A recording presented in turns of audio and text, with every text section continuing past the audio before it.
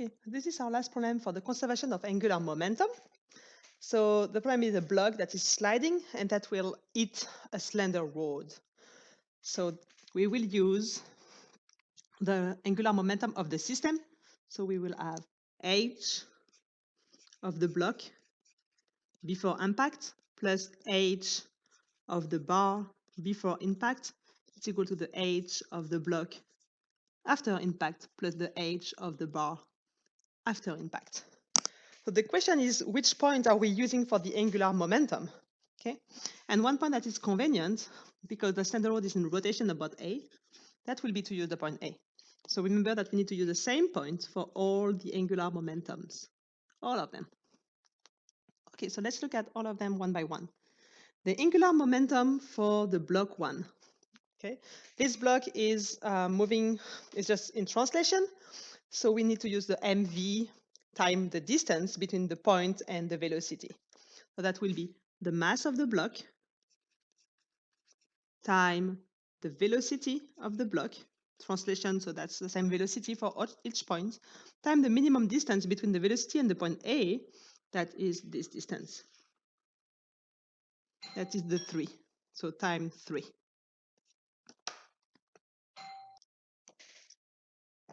Okay, so time 3, that's this distance. Okay, that's the same from there, that for there. Yeah. Plus the angular momentum of the bar number 1, so this one. The bar is not moving, so 0. After impact, we will have the block that is keep. So let's draw the block in gray after impact. Up there, we have the velocity of the block after impact, and we will have the omega of the bar after impact. The velocity, we can also use the velocity of the bar at B after impact to find the relationship between omega and VB. Let's write it right now. What is the link between omega and V of the bar? 2, we have the velocity of the bar at the point B after impact, that is equal to omega time 3 feet. We will use this formula a little bit later. Okay, so the angular momentum of the block after impact, that's the mass of the block time the velocity of the block after impact time 3, same distance. This distance 3. Should not write this, they look like they are different, but we use the same. Okay. And the velocity of the bar after impact, because it's only rotation about the point A, we can use the very convenient formula that says that IA omega 2 after impact. Okay. Oh, I tried to stop that, but it just keep coming back. Let me see. Okay, should be good. How long did it take? Okay, so, sorry for that. So the mass of the block, it's 2 divided by 32.2. The velocity of the block, it's 12 feet, and time 3. Plus 0, it's equal to the 2 divided by 32.2. Oops, that's a 12. Time the velocity of the block 2 that we don't know, time 3, plus IA. We can find IA. IA, it's 1/3 of ml square. So IA is equal to 1/3 of the mass of the rod, that's 4 divided by 32.2, times the 3 square. So IA, it's 4 times 9 divided by 3 times 32.2.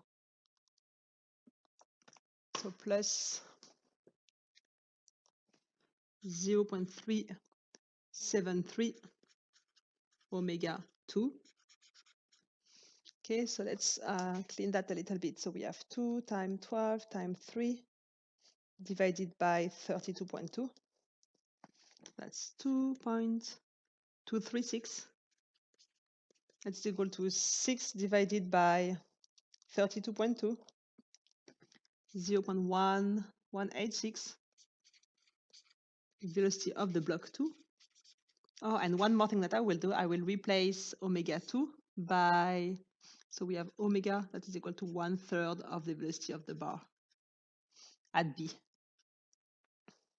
So we will replace that by 1/3 of the velocity of the bar B. So we got 0.373 divided by 3. This one divided by 3. So plus 0.124 V of the bar at B2.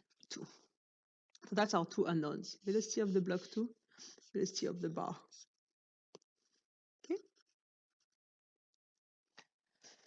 We need to use the information that we have not used yet, that is the coefficient of restitution, this one. So we will use E, that is equal to the velocity of the bar after impact minus the velocity of the block after impact divided by the velocity of the block after impact minus the velocity of the bar after impact.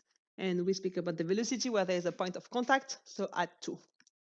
So that gives us 0.8, that is equal to the velocity of the bar, B2, minus the velocity of the block, 2. That's the same two unknowns that we don't know. And divided by the initial velocity of the block, that is 12, minus 0.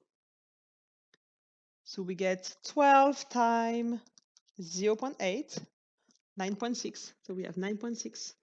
That is equal to the velocity of the bar, B2, minus the velocity of the block, 2, after impact. So let's use this equation. Oops, and this one in a matrix system. So we got, so just be careful because that's the block and that's the block. They're not in the same order. And that's the bar and that's the bar.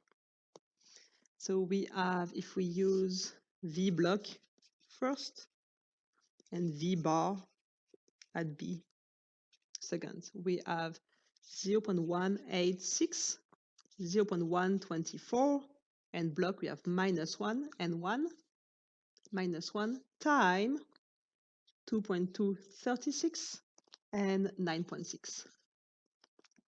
So let's solve this in the matrix system. Let me edit my matrix. So 0.186, 0.124, -1 and 1.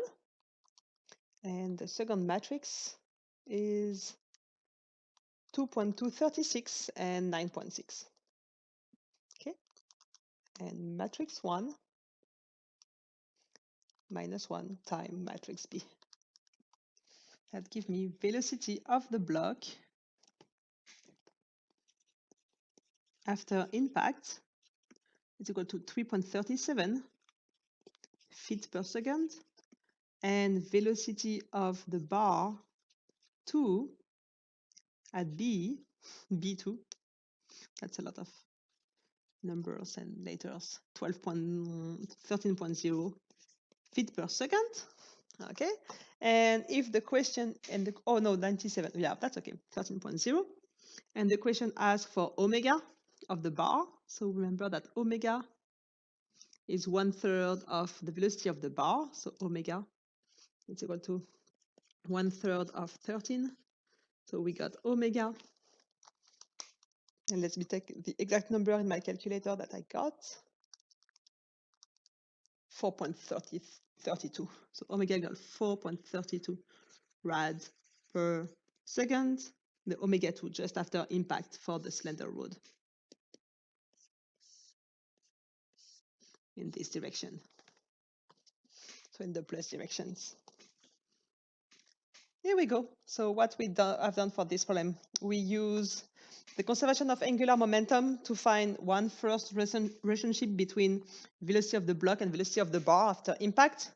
And after that, we use the coefficient of restitution to find another relation between velocity of the bar and velocity of the block, and we solve for them. You always need two equations to solve for two unknowns. So when we have a system of bodies that have an impact and we are looking for the velocity of both of them after, we need to find two information: angular momentum in this case, and the coefficient of restitution. So that's it. See you next time. Bye bye.